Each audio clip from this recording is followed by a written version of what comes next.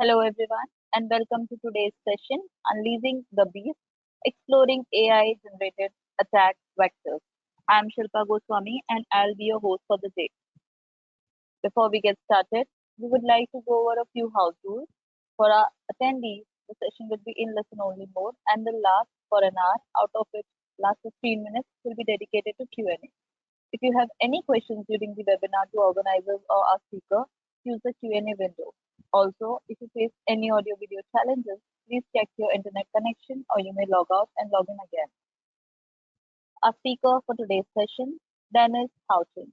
He is the president of Ad Hoc Information Systems, a consultancy he founded in 1994. He has spent 41 years in information system and security, and he has helped small businesses navigate the complexities of cybersecurity for 25 years. Today, Dennis actively explores AI role in cybersecurity, staying on the bleeding edge of technology. Dennis is also an instructor and mentor specializing in ethical hacking and digital forensic incident response. He coaches his bootcamp students towards successful cybersecurity careers. He is authored for three impactful books: The Passion Principle, The Achievement Protocol, and Cybersecurity for Executives, Managers, and Leaders. The first two are focused on personal development and living a fulfilling life. The third introduces the underbelly of cybersecurity to decision makers. Without any further delay, I would hand over the session to you, Dennis. Thank you very much, Shilpa. I appreciate that introduction. Uh, this is an exciting time for me. I hope it's an exciting time for you as well. I've lived in an exciting career with lots of different opportunities to grow and to change. And within this career and this profession where change is just constant, it's happening all the time and it's always happening faster and faster.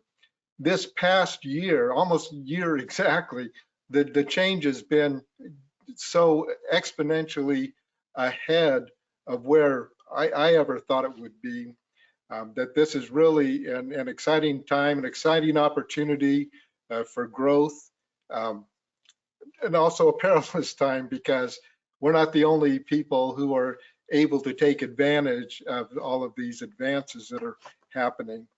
A few years ago, if you'd have talked to me about artificial intelligence, I probably would have shrugged and said, yeah, well, that's all great in a laboratory with a bunch of engineers, but it doesn't really affect our lives much, and it probably won't for another couple of decades. Well, Chat GPT proved me wrong about a year ago. My eyes have been open wide since then. And so ever since I saw what Chat GPT can do, and just using these generative pre-trained models can do to augment a person's productivity, I've been very excited about the opportunity to explore and see different ways of using it. Today, we're going to be looking at cybersecurity because that's what I spend most of my time doing. Is I teach cybersecurity principles, I teach ethical hacking and digital forensics, and I mentor a lot of my students to help them, build the same kind of exciting careers that I've been able to build. Today, we're going to be focusing on how AI is changing or transforming actually cybersecurity. So you know who I am now. So let's talk about the presentation. AI is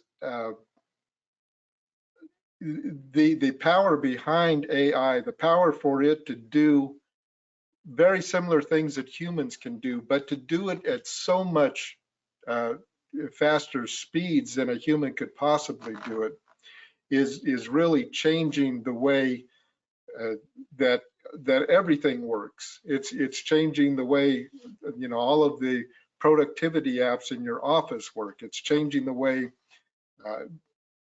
the malware developers develop their programs. It's changing the way, normal developers will develop their programs.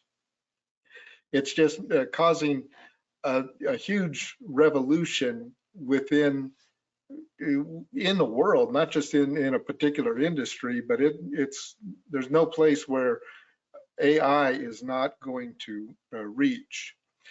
And it looks like to most people, it would seem like that the rise of AI just happened overnight. It just happened like I said, a year ago. All of a sudden there was ChatGPT, and then boom, everything changed. But the reality is that AI has been something that's been decades and decades in the development phase. We were working with machine learning. I was working with some early examples of machine learning back in the early 90s. By then, there were people who were already, doing much greater work in machine learning and in artificial intelligence. So it's not something that just came into being overnight.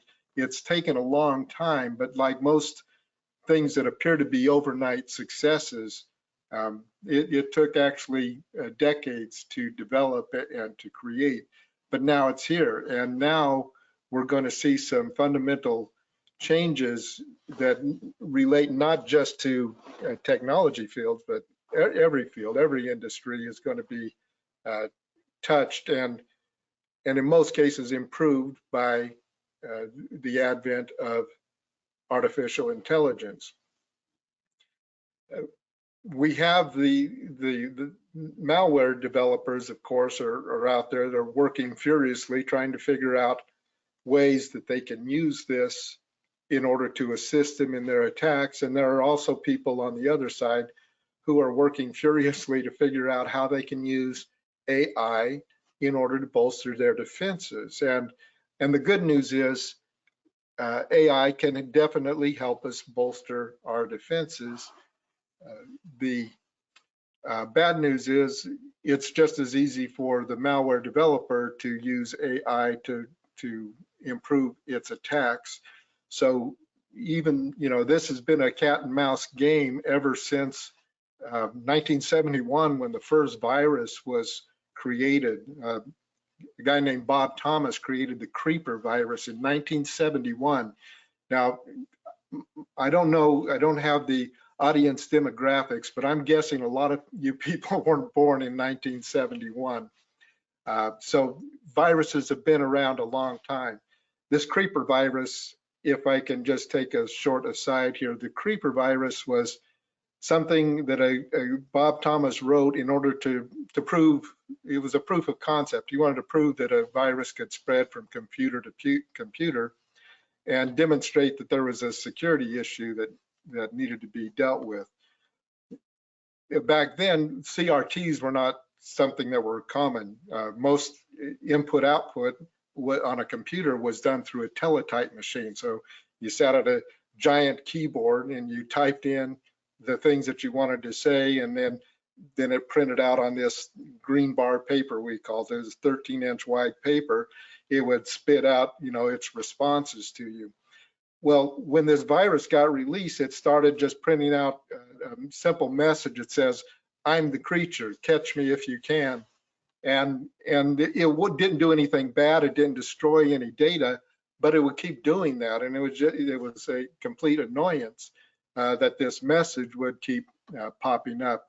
So by 1972, another program was written to go through what was the early foundation of the internet. It was called DARPANET, and this other program was called Reaper, and its only job was to go find all the computers that were affected with Creeper and get rid of it, clean it up. So that was the first antivirus program. So this cybersecurity cat and mouse, the developer develops a malware, and then the cybersecurity team develops some kind of defense against it. That has been going on for eons, and it's going to continue. But now it's going to be continuing at a breakneck speed. And with this speed, we have to be focused on things other than just the task at hand. We also have to consider what the ethical implications are within AI, because it's easy for that kind of thing to get lost in the day-to-day battling between, good and evil. We we might sometimes forget that there are some ethical principles that need to be adhered to.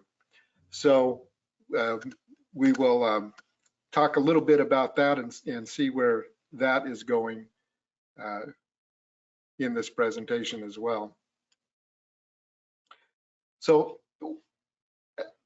I talked about 1971, which is like 20, 25, 30 years before this chart begins. This chart begins in 1999.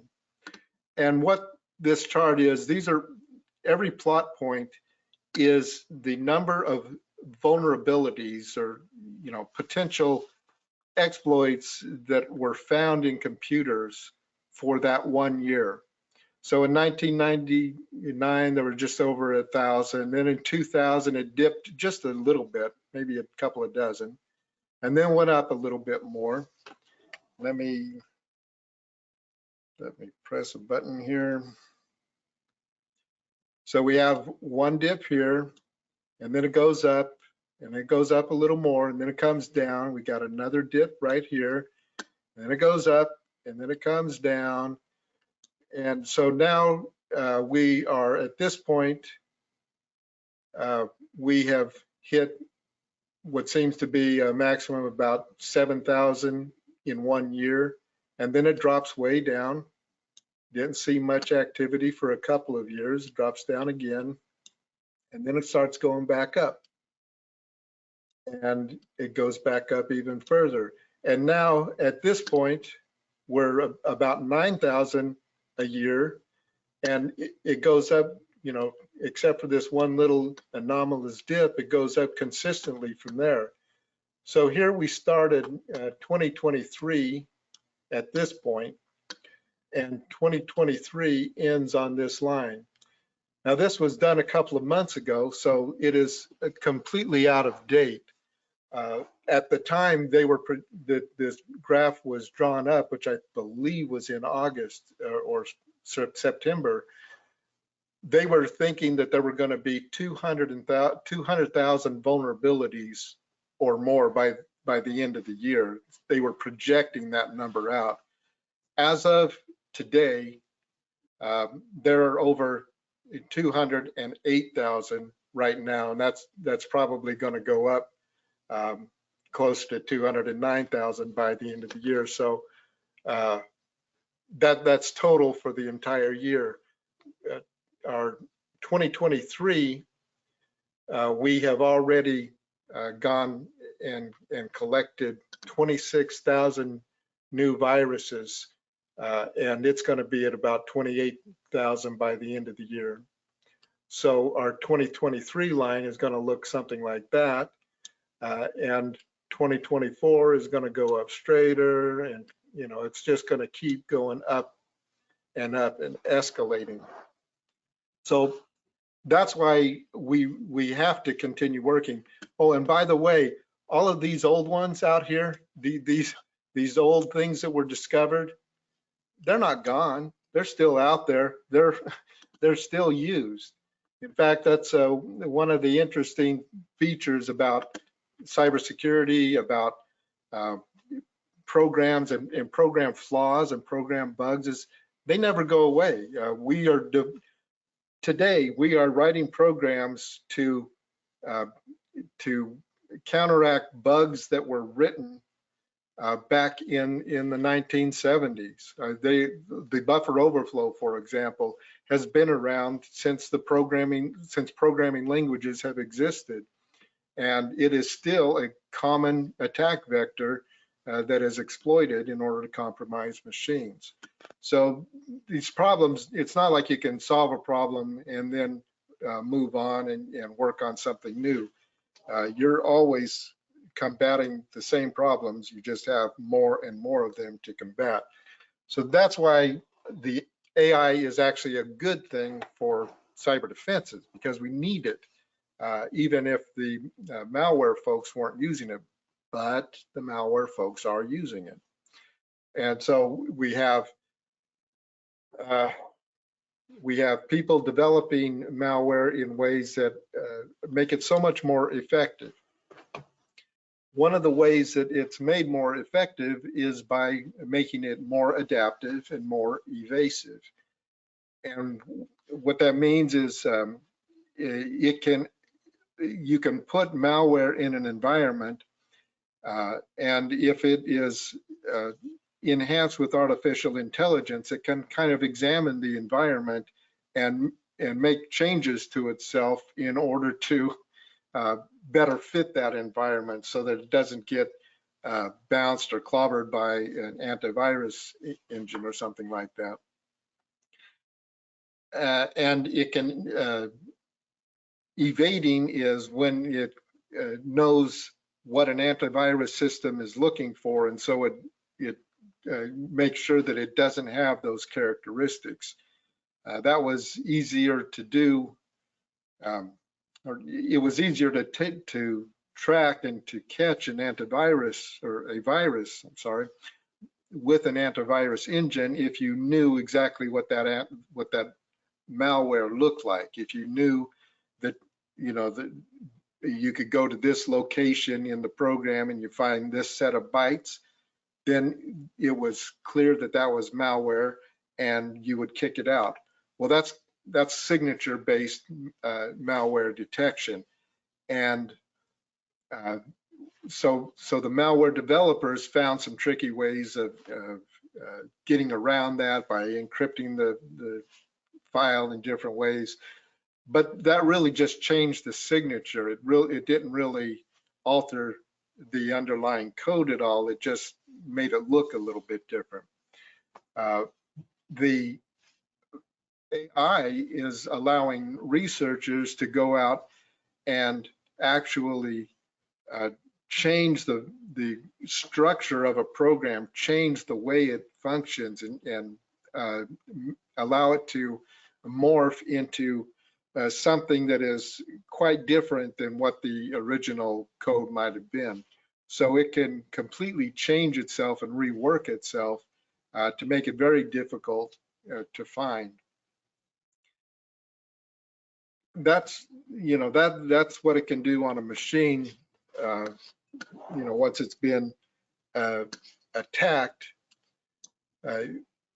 But before it gets attacked, malware creators can use these generative pre-trained models to create new variants in existing viruses. So they like the way a virus behaved, but they want to add another feature to it. Then the AI can add that feature for them without them having to do any work, without them having to know very much about coding. So that's another thing that AI does for us, is that it writes code for us, and it does it pretty well in a lot of cases. Another thing that AI can do to enhance malware is it can actually monitor network traffic and monitor the behavior of a system, so that the monitor program goes in first and just sits there quietly and does nothing and just observes. And what it's doing is creating a baseline of activity for the computer that it's infecting, or for its target. And then using that information, it can launch the actual attack, and it can cause the actual attack to mimic the type of network traffic that is common on that system. So without getting too technical, if you've got a system that is sending ICMP packets back and forth, and it only sends maybe 200 in an hour, then you could mimic your your ICMP shell program to only use ICMP at that particular rate rather than suddenly jumping it up to where it's sending, 1,000 packets an hour, which would cause an anomaly that would likely be detected. So malware can effectively look at your system, know what your system is doing, and then mimic that, so it's more difficult to detect it. Spear phishing attacks are also getting more sophisticated as a result of this artificial intelligence. We all can, I think we can remember, this is true with English speakers. I don't know about everybody else, but it's a lot of malware, a lot of phishing attempts were written with very poor English. And so it was kind of obvious when you started reading an email from somebody that, claimed to be from the IRS or whatever it happened to claim. It was pretty obvious that they weren't a natural English speaker. So it was easy to pick those emails out and suspect them as being phishing attempts. With AI, that's no longer true. The AI can produce that same phishing email, only this time it uses perfect English, and it can talk in a variety of different personalities. And in fact, you can also tell the AI to go out to the internet, gather information like blog posts or whatever it can find that might have been written about a person, look through that collection of data that you've got, understand, what that person interests are and what it's like, and maybe even the types of relationships they have, going out onto Facebook and social media and getting that information. And the AI will then be able to turn around and write an email that sounds like it's coming from that person, like exactly. It uses the same turns of phrase that person would use, or the same kind of attitude that the person uses in their speech. So it's very sophisticated. And when you have that level of sophistication and you're spoofing with that degree of convincing content, then it's easy to build rapport and trust with an individual, and those types of attacks are difficult to detect because it's easy to see if a word is misspelled, that comes from your boss who never misspells words, then you know that there's something wrong with it. But if it sounds like him and it looks like him or her, it's very hard to detect that and flag that as being phishing email. So spear phishing is much more sophisticated with the enhanced AI. And related to that, deep fakes are also taking on a new turn. So deep fakes, we've seen probably some various videos with deep fakes of somebody famous saying something that they never said. We've seen images, photographs of people in places that they've never been. All of that is getting better and better as a result of artificial intelligence. You don't no longer have to have somebody who's skilled at Photoshop to go in there and mess around with the pixels to get this perfect face swap done. All you have to do is tell the robot. I call artificial intelligence chatbots robots. You just tell the robot what you want it to do, and it goes off and does it for you. Artificial intelligence can be used to create to create a face video so that it will allow you to bypass use facial recognition. You can bypass that facial recognition by using these videos. Now, some videos have what they call live sensing video, and so when it looks at it, it can tell the authentication program can tell whether it's looking at a still image or whether it's looking at a living person. Artificial intelligence can take a still image and then turn it into a movie and make it look like it's a living person and use that for facial recognition. So it's advancing, and they're just doing their jobs, which their job is to attack us and extort money from us, and they're doing their jobs much better than before. Fortunately, we can also use this for cyber defenses. We can use machine learning to go through our systems and find systems and uncover flaws before the attackers do. Now, we do that already with penetration testing, but with artificial intelligence, that process can happen more regularly. It can be more automated, and people will therefore not have to spend as many man hours. That means it's going to be less expensive, which means it'll get done regularly, and it's not likely to be one of those services that get cut. We can also identify zero-day exploits without the need for human initiated activity. So the AI can look at something and say, oh, this vulnerability is here, even though it's never been reported, even though it's not on that national vulnerability database list. I found it, and the AI can warn us about it, and so we can fix it and get it reported so that it's no longer a potential zero-day. AIs can also be used to deploy mitigation.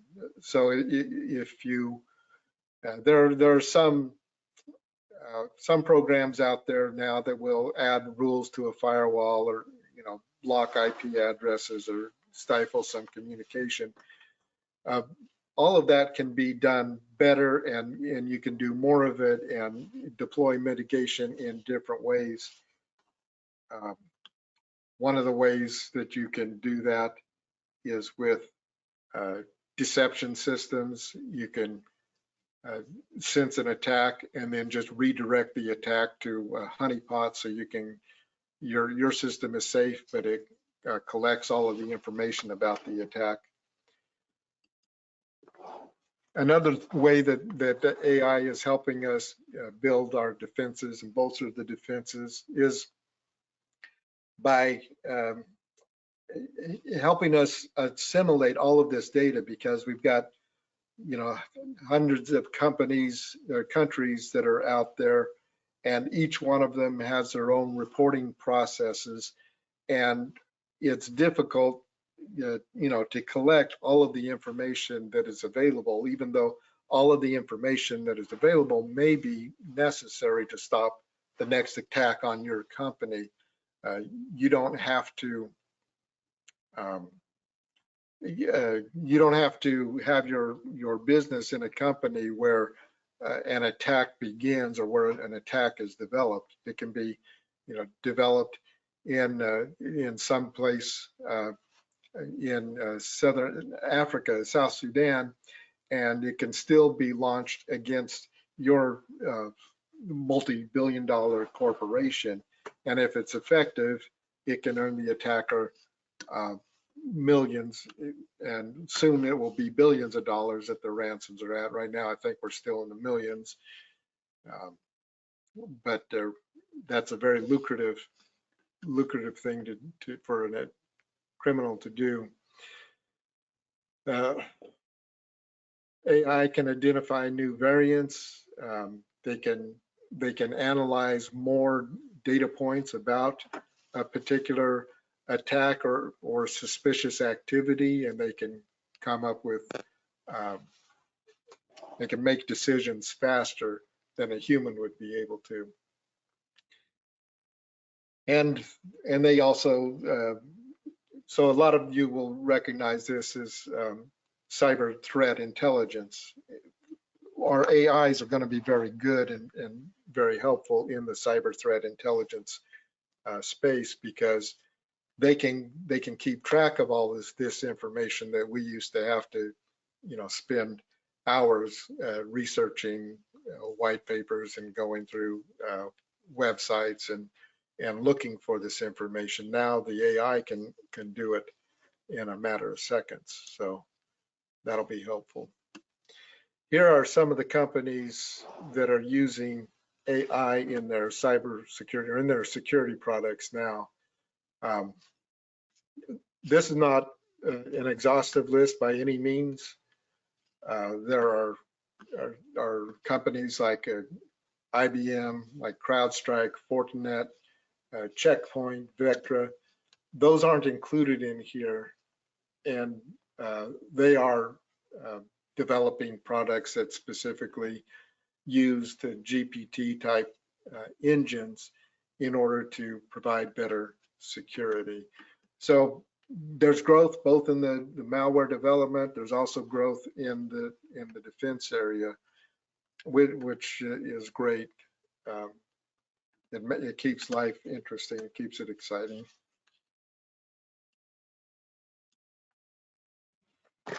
So ethical considerations. Like I said, with all of the excitement around developing AI and finding new creative ways to use it in the malware development or in the malware detection and defense, it's easy for ethics maybe to get pushed aside and lost in the shuffle, because ethics has always been that way. It's easy for it to be lost to the exciting and the shiny, sparkly stuff. So when it comes to cybersecurity related AI, there are certain things that are really important, and that is data privacy and surveillance. This is a double-edged sword in and of itself. The data privacy, people want to be able to keep their information private, and they should. But everything that we do within cybersecurity, in order for us to see where these attacks are coming from, involves some sort of surveillance. So how do we increase our surveillance without violating data privacy? And how do we, how do we change or alter our understandings of both of these two things so that we can be effective in the cyber defense space and yet not become Skynet? Is that we want to? We don't want to become what we saw in George Orwell's 1984. We don't want that level of control and surveillance. So we need to have some privacy, but how much can privacy be interrupted in order to maintain decent surveillance? So that's one of the questions that is asked, and this is not just me asking the question. I'm not just throwing it out there. This was in January of 2023. They started putting together some global groups that are discussing ethics as a regard to AI and also in cybersecurity regulations and all of that. So these are discussions that are being had on a global level. Papers are being written, so we'll see where it shakes out one day. It'll be interesting. So I've used the word a couple of times, generative pre-trained model. And what that means is that your GPT takes certain data that it's fed, and that's the data that it uses to form its understanding of reality. And so the GPT is acting on information that it's been given.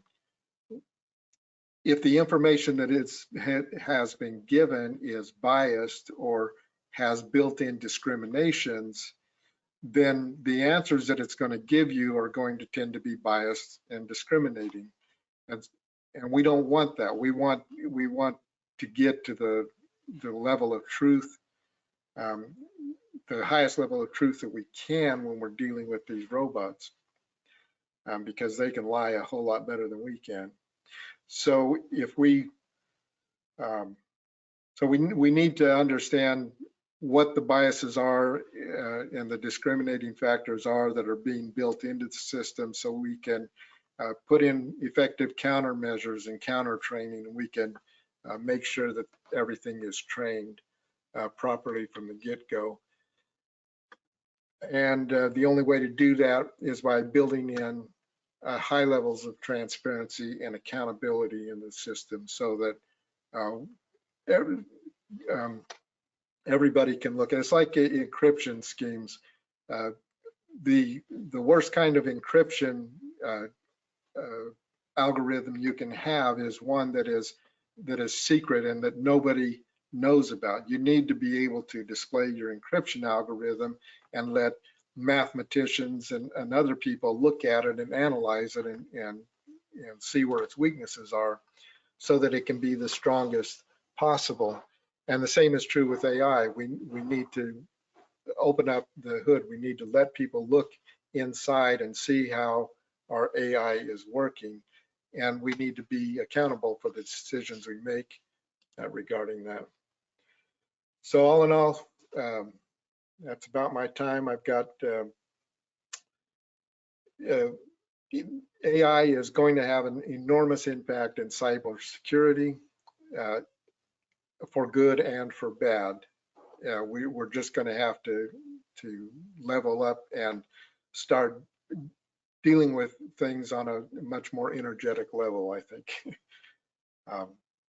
We're going to be able to defend our systems more effectively and more efficiently. Once you get an AI infrastructure in there, then it doesn't have a lot of the problems that your human staff is going to have. It doesn't get tired. It doesn't whine about working 24/7.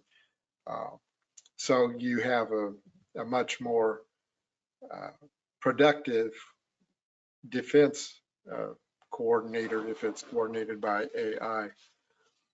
Attackers also have the same advantages, but they have additional advantages. They're not concerned about the ethical boundaries that we're talking about. So they can completely go off the chain and do whatever they want in order to win. Whereas when we go to defend against them, we're gonna have to live within certain ethical boundaries, and that's why the implementation of AI has to be ethical, or we're going to find that there's no difference between us and them. And with that, I would like to thank you all. You can connect with me on LinkedIn. You can use my email address, dennis@adhocis.com, if you want to send a message to me. Those are the best ways to contact me right now. Thank you very much, Dennis, for an informative session, and our attendees share the same sentiments. If you're interested to learn more about our programs, do let us know in the poll that's going to be conducted now. Let us know your preferred mode of training, and we will reach out to you soon. Okay. So then, shall we start with the Q&A? Yes, let's go ahead and start. Okay. So our first question for the day is, do we have any AI resistant algorithm? Okay, so I'm going to guess probably not. An algorithm is basically a procedure by which something is done, and I'm not really sure where this algorithm is placed within the questioner's mind. But no, there's if you're saying, do we have like an antivirus program that would detect AI and be able to stop it? We don't have that. I mean, that's the kind of cyber defense that is being developed. Is we want to. It's not the AI though that is the problem. It's what the AI is doing to the system. That's the problem. So the AI is just the mechanism for developing and expanding it. So we need to make sure that our programs, our antivirus, endpoint detection, all of that is focused on protecting the system from whatever it comes, regardless of whether AI was used to create it or not. Thank you, Dennis.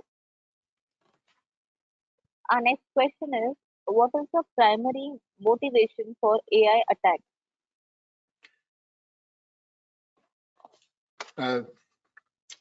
Right now, I think hands down, the answer is money. People want to, cyber criminals are the ones who investing in most hacking and malware. There's cyber criminals. There's also nation states that are doing it for other motivations because they want to attack an enemy. And then there's also hacktivists that are out there. All of these will be using AI in order to do a better job at getting attacks. But I think by far the biggest motivation that people are out there is the criminal element who wants to make money. They can make money not just by selling or taking over a system and getting ransom. They sell ransomware as a service, and they sell botnets as a service. So you can go on the dark web and you can purchase a botnet for for a few dollars a month, a very small fee. You can have tens of thousands of computers attacking your enemy. So there's a lot of ways you can make money using malware, and AI is just going to enhance all of that. This is a great question. Is AI going to reduce cybersecurity jobs dramatically? I don't think so. I don't think so. I think what AI does is it allows people to do their jobs better. It doesn't do their jobs for them. Not in most cases. In some few cases that might be the case. But typically, what I've seen is the artificial intelligence is going to augment an employee. So if an employee loses their job because of AI, it's probably because that employee who lost a job didn't use AI and some other employee did, and so was able to do a better job. So I think that is the threat, of AI in the job force is you need to be using AI. You need to become comfortable with it because somebody else is. And if you're competing for the same position, or if you're in a position working at one level and somebody comes along and can work 3 levels above you because he's also used AI in order to augment what he does, then your position would be at risk. But yeah, I don't think that AI itself is, I don't think there are going to be a lot of robots that are out there that are just replacing the workforce. I don't believe that's going to be the case. Thanks, Dennis, for answering that question. Our next question is, which antivirus can fully protect us? Well, one that hasn't been invented yet. There are a lot of antiviruses out there. there's a website called Virus Total, and when you have and this is part of the digital forensics process, when you have a piece of malware you suspect, or you have a piece of code that you suspect is malware, and you want to confirm whether it's malware or not, you post you post part of it to Virus Total, and Virus Total will check it against like 72 different antivirus engines. And if 4 or 5 of those come back with a positive result, indicating that it's malware, then it's malware. But a lot of times you may only have 4 or 5 that say that it's malware, and the other 67, 68 don't think it's malware. So when you go back and do that on a second sample with a different program, the 4 that got it right in the first instance may get it wrong in the second, and they don't detect it as malware, but everybody else does. So not every antivirus program is going to find every single virus. I would say, though, on an average, most of them do a fairly good job. What a lot of times the weakness is in the update chain. An antivirus should be getting its updates like on multiple times a day, possibly even hourly. They should be downloading a database of all the current viruses. Last night I checked the number of vulnerabilities that were discovered, and there were, and then I checked them again this morning, and just in the 8 or 9 hours that I was sleeping, another 50 vulnerabilities were discovered. So that's how rapid the development is. And those aren't necessarily viruses, but those are potential holes for viruses to walk through. So it's a very rapid cycle that these things go through. And so nobody's going to be able to give you 100% protection. Well, I can think of one commercial on TV that tells me you can, but I don't know. And that's one of the things that AI is going to do, is going to make that a lot harder for people to, for the antivirus engines to detect it, because it can change in dramatic ways and morph itself into something completely different. And so then the antivirus engines just won't be able to keep up. I know that's probably not the answer you wanted, but that's one I gave. Thank you for answering that question. Our next question is, how do you feel about the phrase, you won't lose your job to AI, you will lose your job to someone using AI? I love that phrase because I use it all the time. I use it all the time. That's what I tell my students in my classes. I've been since since about a year ago, since shortly after ChatGPT came out, I kind of ignored it a little bit. I wasn't that excited about it. I figured, oh yeah, that sounds cool. But then, like by late December, early January, I was seeing exactly how AI can really change so many different aspects of what you do, and including writing code or troubleshooting.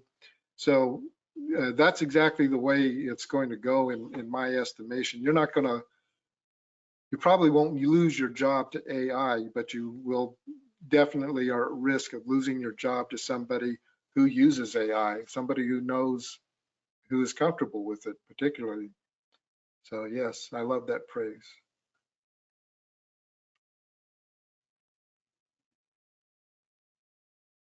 Thank you, Dennis.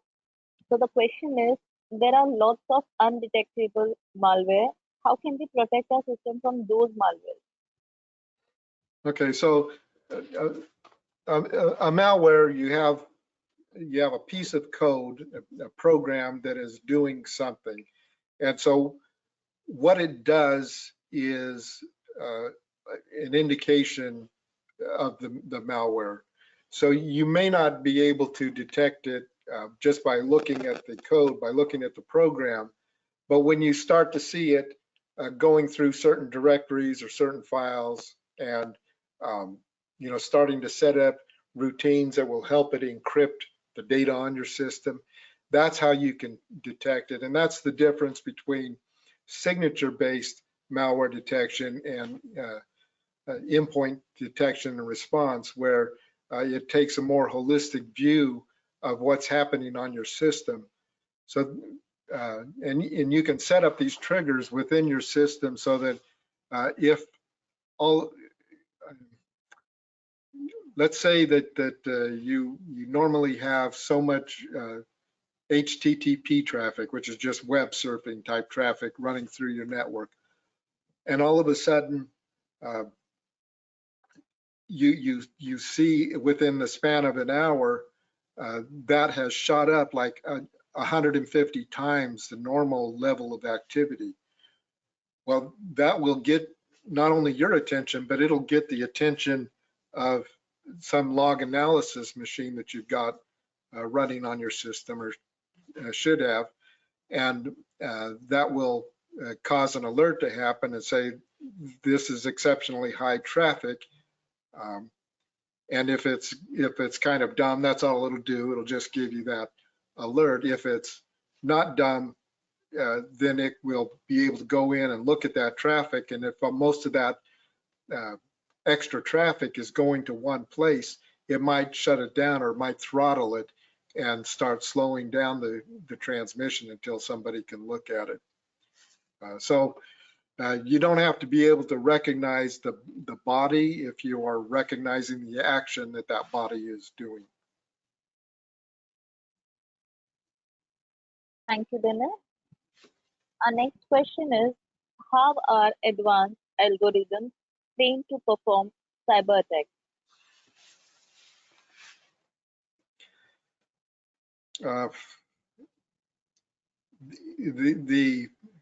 I guess the basic way to answer that would be that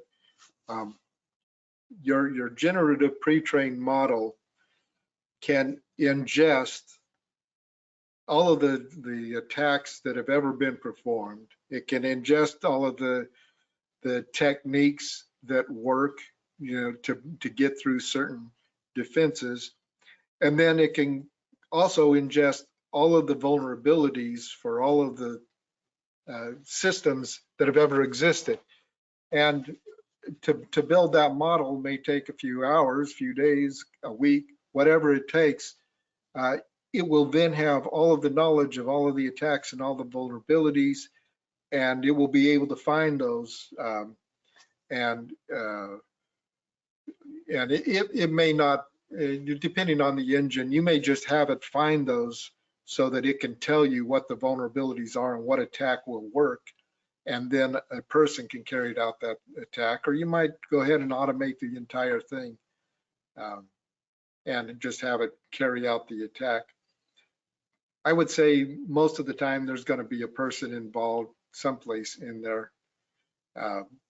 But it is because these GPTs can ingest so much information, and they can keep track of it. Like I remember stuff, and the more I remember, the more I'm forgetting on the other side. And I can't think of everything all at the same time. Well, these GPTs don't have that problem, so they can analyze it with all of the information they've ever learned, and they can focus it like a laser beam on a particular problem, which is one of the fantastic values of AI and chatbots.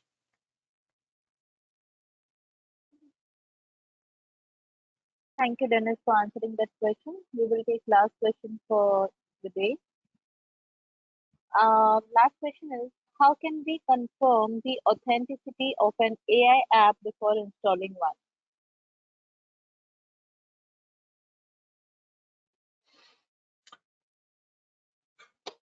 That's a harder question. Because I'm suspicious about everything. So I know that Apple goes through a lot of work to make sure that their app store only contains stuff that is righteous and good and all of that. And yet things get downloaded from the app store that happen to have features, let's say, that a normal person wouldn't want to have on their system. Same with Google's App Store. So it's very it's not as easy as I would like it to be. But knowing who the author is and knowing the pedigree of the development, that might make it a little easier. You know, if you're downloading from a company that has been in the artificial intelligence space and they're producing products and just rolling out new features that they've been using for years, then that's probably the best way right now. I think there's not a low place where you can go and check to see if everything is copacetic, as we would say.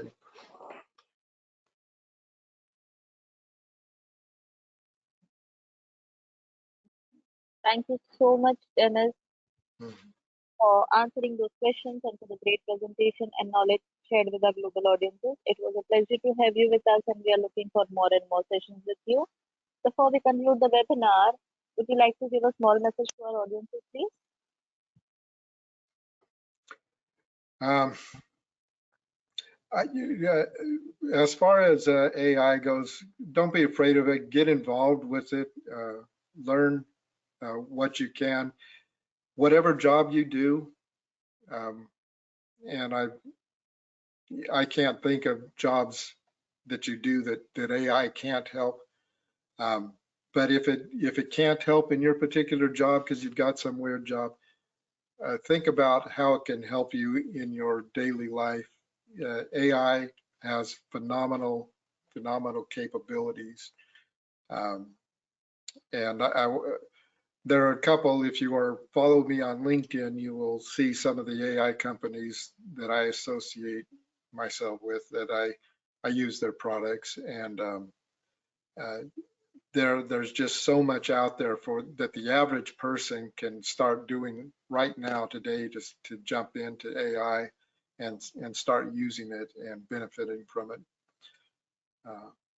And I do want to encourage everybody to reach out to me on LinkedIn.